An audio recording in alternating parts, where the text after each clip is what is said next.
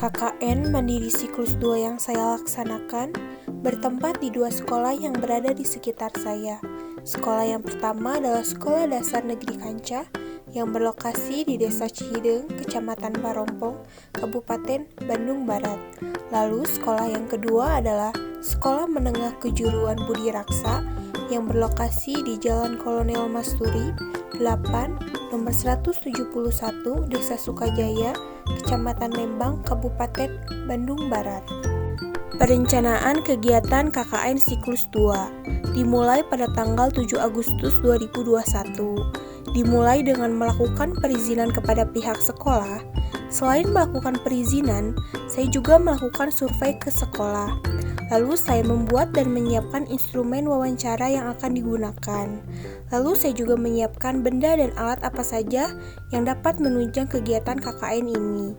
Pada perencanaan, saya juga mencari informasi dari berbagai referensi agar mempermudah saya dalam kegiatan KKN. Yang selanjutnya ada fokus kegiatan. Pada hari pertama, saya memfokuskan pada observasi dan wawancara.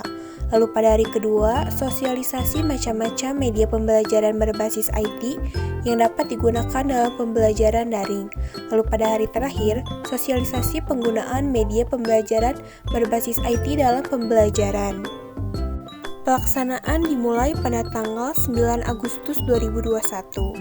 Kegiatan pertama yang saya lakukan adalah melakukan observasi ke SDN Kanca dan mewawancarai Ibu Epin Fatimah.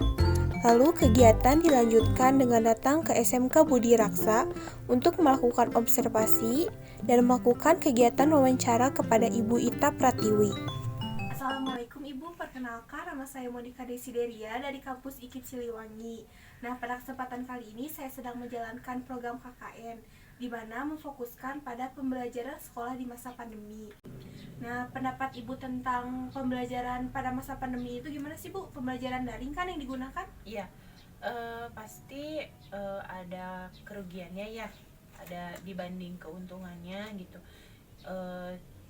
Beda dengan kalau kita bertemu secara langsung gitu. Jadi banyak yang saya rasakan sih banyak kerugiannya aja sih teh.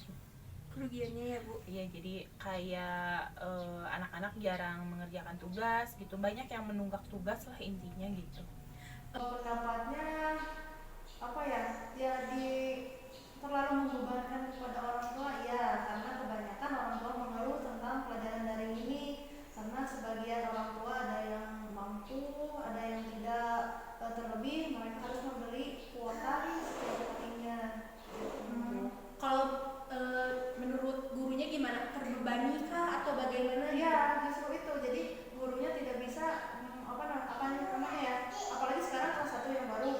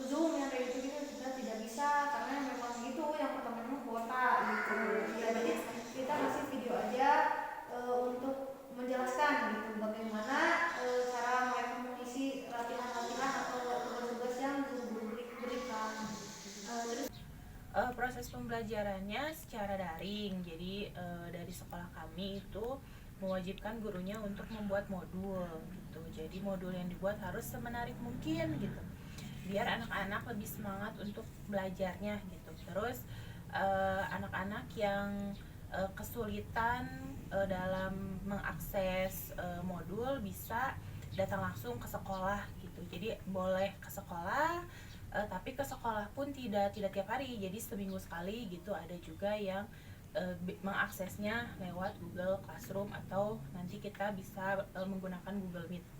Tapi lebih kebanyakan anak yang bisa mengakses Iya, itu. pasti. Jadi misalnya satu angkatan cuma 1 atau 2 orang gitu paling. Terus Bu, aplikasi dan media apa sih Bu yang Ibu gunakan gitu biar pembelajaran lebih efektif lagi, lebih kondusif lagi? Ya. Sejujurnya sampai sejauh ini saya baru menggunakan Google Classroom, itu kan sudah diwajibkan dari sekolah. Terus sama kalau secara mau bertemu secara tatap muka, secara daring itu menggunakan Google Meet gitu. Selain itu media yang saya gunakan paling yaitu YouTube. Terus saya membuat dalam bentuk PPT atau Microsoft Word gitu paling. Bagaimana sih Bu cara Ibu gitu memotivasi anak gitu? Karena pada pembelajaran daring ini tuh kan anak sering jenuh, sering malas Iya. gitu ya, menunda-nunda tugas. Iya. Nah terus gimana juga cara Ibu mengoptimalisasikan gitu pembelajaran biar anak siap gitu Bu?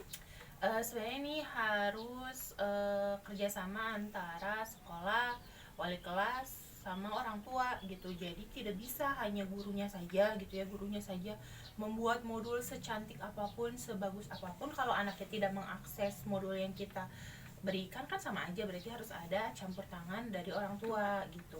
Terus wali kelas juga harus bekerja sama dengan baik sama guru gitu dan orang tua. Jadi biar orang tua tahu kalau anaknya tidak mengerjakan dan apa yang disampaikan guru ini tersampaikan ke orang tuanya gitu, kalau anak ini ada yang tidak mengerjakan gitu. Jadi yaitu kalau mau motivasi ya harus dari beberapa pihak gitu, nggak cuma gurunya saja. Sebenarnya kalau dari daring ini kita balik lagi ke orang tua ya kalau di rumah. Tapi untuk gurunya sendiri, termasuk saya memotivasi anak-anak dengan cara memberikan reward.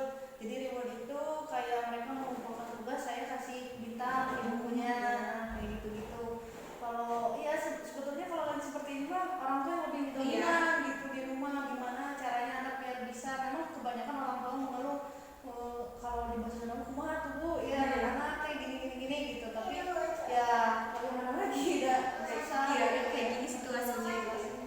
Terus gimana cara Ibu biar si tujuan pembelajaran itu dapat tercapai gitu sama anak? Kan gak semua orang tua nih bisa menyampaikan materi secara utuh gitu ke anak. Bagaimana Bu? Ya itu tadi saya membuka lebar-lebar ya apa namanya orang tua untuk berdiskusi juga dengan saya bagaimana apa ya pelajaran itu bisa dicerna atau bisa diterapkan di anak-anak. Jadi saya berkomunikasi dengan orang tua. Kalau misalkan tidak mengerti, ayo mangga tanyakan kepada saya gitu. Jadi alhamdulillah sampai saat ini kalau ada yang tidak mengerti, orang tua sering menanyakan, menelpon, video atau chat juga sering seperti itu. Berarti mau melakukan timbal balik langsung sama Iya, orang tua. orang tua langsung orang tua. Kalau media pembelajaran yang Ibu suka gunakan apa aja sih Bu dalam pembelajaran daring?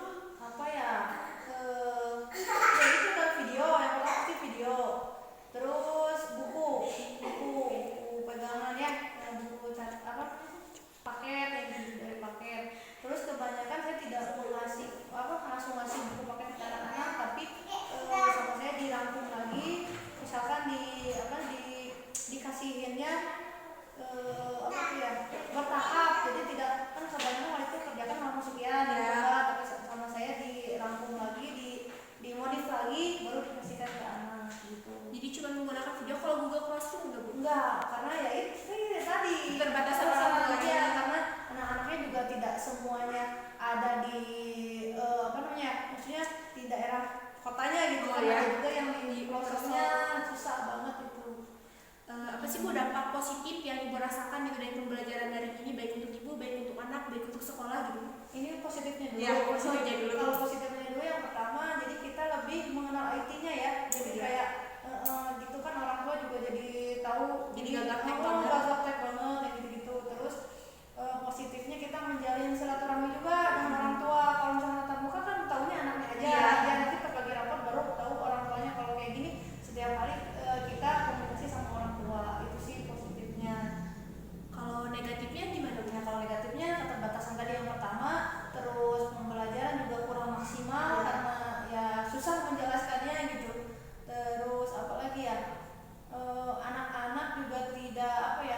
antusias lah. Kalau Oh, ini iya. kan beda ya sama tatap muka. Kalau kesulitan yang Ibu rasakan apa sih Bu dari pembelajaran daring ini?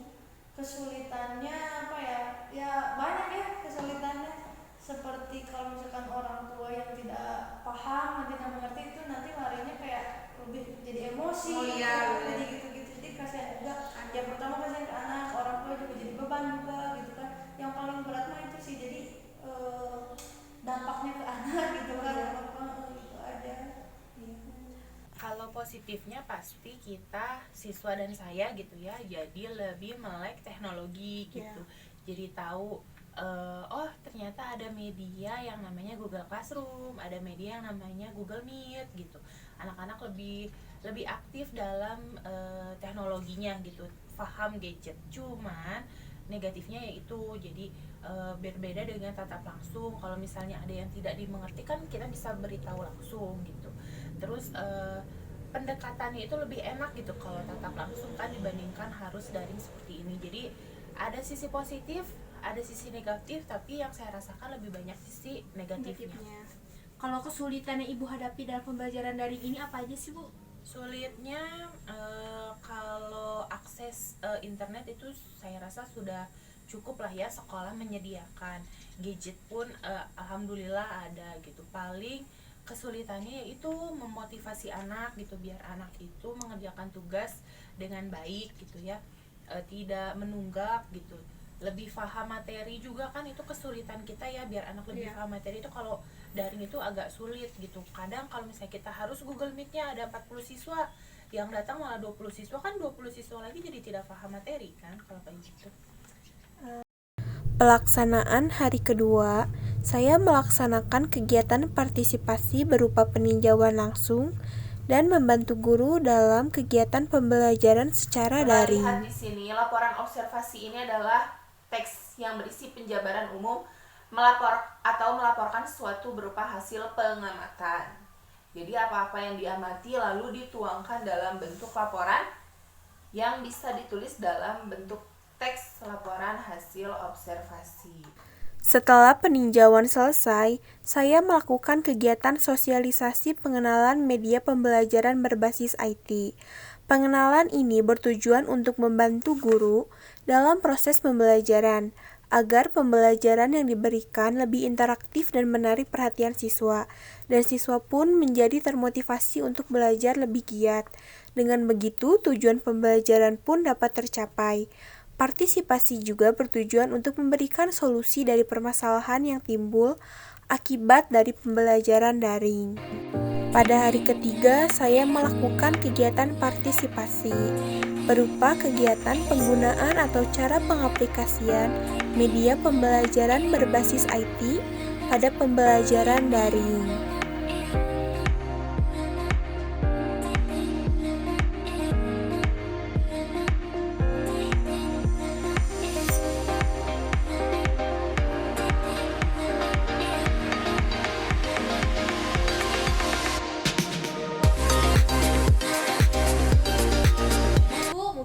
Sekian gitu Bu, penyampaian saya tentang media pembelajaran. Mungkin media pembelajarannya bisa Ibu terapkan gitu dalam pembelajaran. Nah Ibu mohon maaf gitu kalau ada salah-salah kata, salah-salah perbuatan. Apa-apa teh. Terima kasih Bu untuk waktunya dan kesempatannya dan ilmunya.